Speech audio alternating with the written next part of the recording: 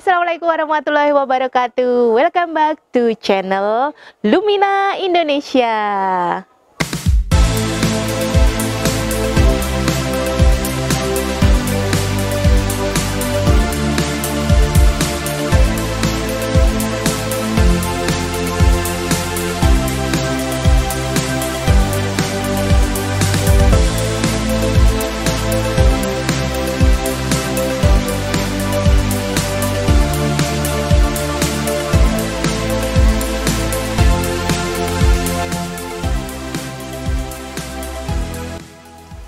Halo Sobat Lumina Indonesia dimanapun berada. Di episode kali ini kira-kira mau bahas apa ya? Pasti pada penasaran. Jadi di episode kali ini kita mau bahas tentang bisnis keluarga. Oke, bisnis keluarga itu sebenarnya apa sih? Kalau sahabat masih bertanya-tanya bisnis keluarga itu apa dan bagaimana sih family mappingnya, sobat perlu nih jalan-jalan dan scroll dulu untuk cek di playlist kita tentang family business atau bisnis keluarga. Ada sebuah data atau fakta yang sangat menarik banget yang mungkin dari kita semua belum tahu nih terkait dengan bisnis keluarga nih. Ternyata nih sobat semuanya, bisnis keluarga yang sudah ada global secara dunia dan secara nasional hanya 13% yang bisa bertahan hingga generasi ketiga. Maksudnya gimana nih angka 13%? Jadi 13% ini dari bisnis keluarga yang ada dari kurang lebih 188 bisnis keluarga yang sudah dilaporkan oleh Fortune 500 ya. Artinya kenapa angka 13% nih? Jadi kecil banget ya. Pertama, dibangun dari generasi pertama. Selanjutnya sebanyak 2/3 dari bisnis keluarga tadi, 188 bisnis keluarga berlanjut ke generasi kedua dan hanya 13% berlanjut ke generasi ketiga. Ini berarti ada sesuatu yang disebut dengan suksesi ya sahabat semuanya, atau pergantian kepemimpinan. Yang dimaksud dengan bertahan sampai generasi kedua, bertahan sampai generasi ketiga, itu ada dua hal ya sahabat semuanya. Yang pertama terkait dengan kepemilikan, sedangkan yang kedua adalah terkait dengan kepemimpinan. Ini tentu dua hal yang berbeda ya sahabat semuanya terkait di family mapping. Bagi bisnis keluarga dengan usia lebih dari 30 tahun, dia menghadapi tantangan-tantangan tertentu ya sahabat semuanya. Sobat semua, kira-kira gimana? Penasaran nggak? Ada tantangan apa saja sih? Minimal agar bisnis keluarga ini bertahan lebih dari 30 tahun. Karena kebanyakan bisnis keluarga itu banyak yang gagal ya. Baik dari generasi 1 ke generasi 2, generasi 2 ke generasi 3 gitu ya. Minimal kita bisa melewati 30 tahun lah. Terus kira-kira penasaran nggak nih, ada berapa jenis tantangan ya yang harus kita selesaikan atau yang harus kita ketahui untuk menyelamatkan bisnis keluarga dari kegagalan? Jadi Sobat Lumina semuanya, ada kurang lebih 11 nih faktor-faktor yang membuat sebuah bisnis keluarga atau bisnis itu gagal. Kita simak 11 faktor yang menyebabkan bisnis keluarga sering gagal dan susah sekali untuk bertahan lebih dari 30 tahun. Faktor yang pertama adalah founder nih atau generasi pertama yang berjuang membangun bisnis ini, dia tidak membuat mapping atau tidak membuat bentuk khusus dari bisnisnya menjadi sebuah bisnis keluarga. Jadi sobat semuanya, ini menjadi hal yang krusial banget dan mendasar banget yang perlu diketahui atau yang perlu diperbaiki bagi semua orang yang sedang mendesain bisnisnya agar dilanjutkan oleh keluarga secara turun-temurun hingga ke generasi-generasi selanjutnya, bahkan bisa mencapai spiritual company atau lebih dari 100 tahun. Di bisnis keluarga ini atau di family mapping ini ada dua hal yang perlu kita soroti, dan ini sering banget terlewatkan bagi seorang founder atau di generasi pertama dalam membangun bisnisnya. Karena kebanyakan ketika orang membangun bisnis, mereka fokus selling, profit, finansial, cash flow, tapi melupakan bangunan atau fondasi besar yang perlu dijaga dan diteruskan biar nanti ketika bangunan ini tumbuh, misalnya yang diharapkan 100 tingkat atau 50 tingkat, itu dia tidak hancur ketika dibangun 20 tingkat, karena fondasi yang dibangun di awal itu memang dipersiapkan agar bangunan ini bisa mampu atau menahan setinggi 100 tingkat. Yang selanjutnya nih, sahabat pasti penasaran nih, kira-kira apa ya dua hal yang penting? Sebenarnya ada banyak hal yang lain, tapi saya akan sampaikan dua hal saja di video kali ini. Yang pertama itu terkait dengan ownership. Ownership ini akan jadi yang sangat krusial banget ya sahabat semuanya. Lalu yang kedua tentang value atau nilai-nilai yang perlu dipertahankan. Ownership ini terbagi menjadi dua jenis. Apakah bisnis keluarga yang akan dilanjutkan oleh generasi selanjutnya, dia harus nih nilai mati dimiliki oleh keluarga, apapun yang terjadi dia harus dimiliki keluarga. Atau misalnya ya udah deh, nggak apa-apa kalau nggak dimiliki keluarga semuanya, yang penting bisnis ini tetap bertahan, tetap tumbuh walaupun nggak dimiliki oleh kita, itu nggak masalah, it's okay gitu. Itu adalah terkait dengan kepemilikan yang berbeda. Yang kedua adalah value ya. Value ini menjadi sangat penting sekali ya sahabat semuanya, karena di awal tadi saya sampaikan untuk penambahan di awal bahwa generasi pertama ini adalah generasi yang susah payah luar biasa membangun bisnisnya hingga stabil, bertahan, memberikan profit, bisa menghidupi keluarganya minimal dengan kebutuhan dasar. Generasi kedua ini bisa dikatakan dia generasi yang memanen ya sahabat semuanya dari perjuangan generasi pertama. Wah, tentu ada perbedaan value ya antara memanen dengan memperjuangkan. Kita bayangkan aja ya sahabat semuanya, kita nggak merasakan susah payah nih, kita nggak perlu bercapek-capek gimana menentukan strateginya, bagaimana mempertahankan profit, bagaimana mempertahankan customer, bagaimana mempertahankan teamwork, bagaimana mempertahankan branding. Ya tinggal nerima panen jadi saja. Nah di sini ada perbedaan daya juang, self awareness, self evifikasi yang dimiliki mulai di generasi kedua.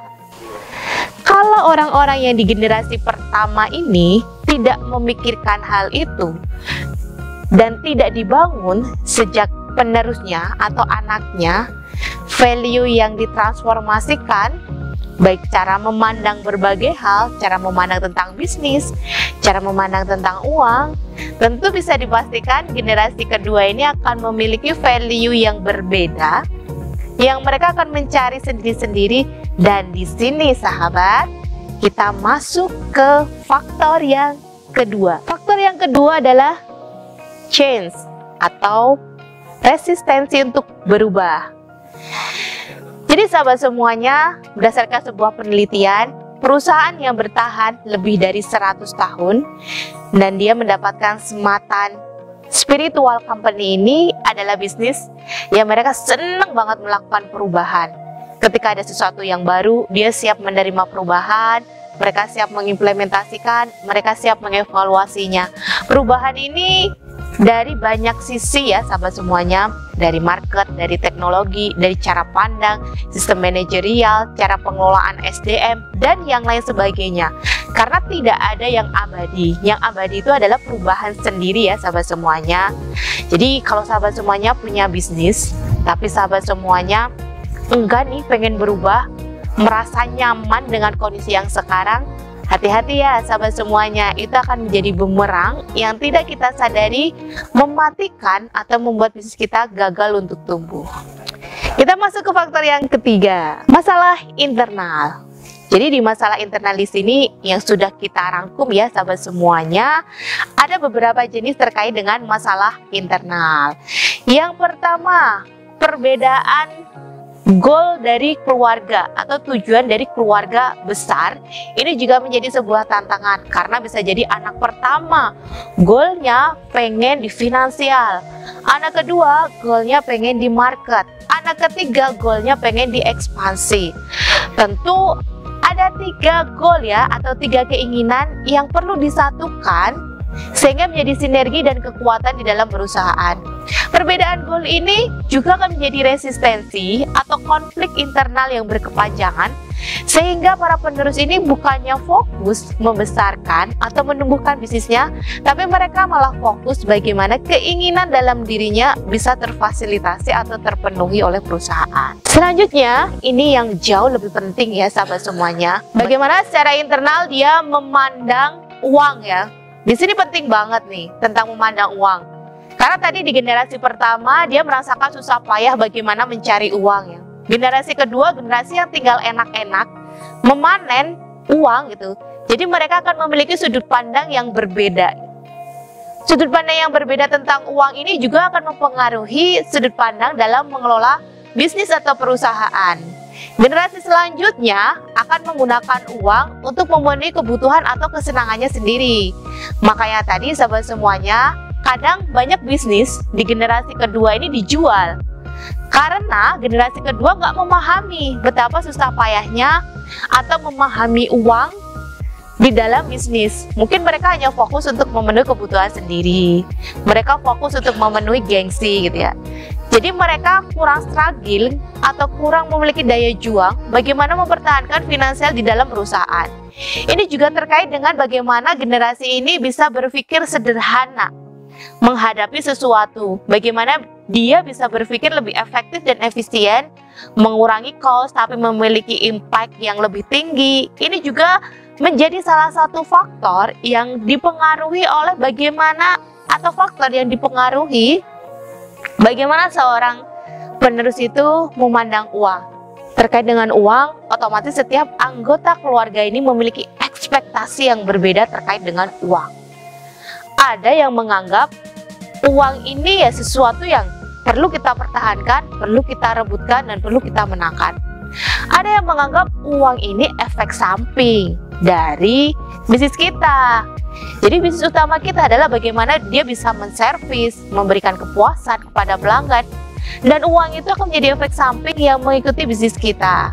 Perbedaan ekspektasi atau sudut pandang ini akan sangat mempengaruhi kekuatan sebuah bisnis untuk tumbuh.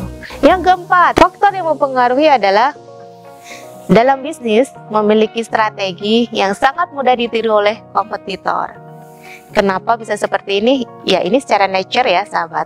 Setiap orang bisa meniru strategi, dia bisa mengimplementasikan. Kalau misalnya di dalam bisnis mereka resisten dan tidak mau berubah, sudah bisa dipastikan strategi yang dia buat akan mudah ditiru, dan bisnis tersebut akan lama mengeluarkan strategi yang baru untuk mengantisipasi kompetitor atau untuk memenangkan daya saing dalam memenangkan persaingan di bisnisnya. Kita masuk poin yang kelima ya sahabat semuanya. Poin kelima ini mature. Jadi mature di sini ternyata dalam bisnis itu dia memiliki life cycle ya. Mature ini dimulai dengan mature di marketnya, mature di teknologinya. Jadi dia harus melakukan perbaikan, riset, dan inovasi. Bisa jadi market yang sekarang tuh gak relevan, mereka perlu ekspansi dengan market-market yang baru. Dan mereka tidak akan melihat hal ini kalau mereka atau di dalam bisnis ini punya resistensi terhadap perubahan. Misalnya kolot atau hanya mau dengan udah ya satu market ini aja, nggak usah ke yang lain, nggak usah ekspansi. Ada satu waktu mereka akan mengalami kegagalan. Kita berlanjut ke poin ke-6, disebabkan dari sisi manajemen ya. Buruknya sistem manajemen, salah menempatkan orang, tidak ada sistem SOP yang jelas, tidak ada KPI yang jelas, tidak ada ukuran performasi yang jelas, dan orang-orang di dalamnya itu tidak memiliki behavior ya atau perilaku yang positif atau sesuai dengan value yang dibangun oleh si owner atau pemilik bisnis. Tentu ini akan menimbulkan manajemen yang tidak profesional. Manajemen yang tidak profesional ini menjadi salah satu permasalahan sebuah teamwork. Bila seorang pemimpinnya dia menetapkan sebuah target yang bagus, tapi manajemen tidak profesional, tidak kompeten, sebaik apapun target, tentu itu akan susah banget dicapai ya sahabat semuanya. Lalu kita berlanjut ke poin yang ketujuh ya sahabat semuanya. Poin ketujuh ini terkait dengan suksesi. Suksesi itu sendiri seperti apa sih? Suksesi itu adalah sebuah proses memilih kepemimpinan yang akan menduduki jabatan tertinggi di dalam bisnis keluarga. Biasanya sahabat semuanya, bisnis keluarga yang usianya lebih dari 15 tahun itu mereka memiliki lebih dari satu bisnis. Jadi mereka punya anak perusahaan atau unit-unit bisnis yang lainnya. Suksesi ini proses memilih pemimpin yang akan menduduki jabatan paling utama yang membawai berbagai bisnis termasuk dengan anak perusahaan. Sobat semuanya nih, kalau penasaran gimana sih sebenarnya cara suksesi atau pemilihan kepemimpinan yang sekarang lagi hits, sahabat, saya rekomendasi ini. Bisa nonton film drama Korea ya, yang berjudul Reborn Rich gitu. Di sana sahabat bisa melihat, wow, ternyata proses sukses ini penuh dengan konflik, penuh dengan intrik, penuh dengan kepentingan orang-orang biar mereka menduduki jabatan tertinggi. Kita masuk faktor ke-8 sampai 11 ya sahabat semuanya. Jadi faktor 8 yang akan mempengaruhi kegagalan bisnis keluarga ini apa? Yang ke-8 adalah resistensi atau ketidakinginan untuk membuat perencanaan. Yang ke-9 apa nih? Life cycle atau kondisi nature-nya dalam bisnis itu sendiri ya. Terkait dengan karakter organisasi, terkait dengan motivasi owner manajernya. Untuk poin-poin ini akan kita jelaskan di video selanjutnya, terutama tentang perencanaan yang sangat penting banget perlu diketahui oleh semuanya, karena ada 9 keuntungan ketika kita melakukan perencanaan dalam sebuah bisnis. Oke sahabat semuanya, tadi sudah kita sharing ya terkait dengan tantangan bagaimana membangun bisnis keluarga biar dia bertahan hingga jangka panjang nih. Sampai ketemu di video selanjutnya yang membahas tentang konten bisnis keluarga lagi. Assalamualaikum warahmatullahi wabarakatuh. Dah.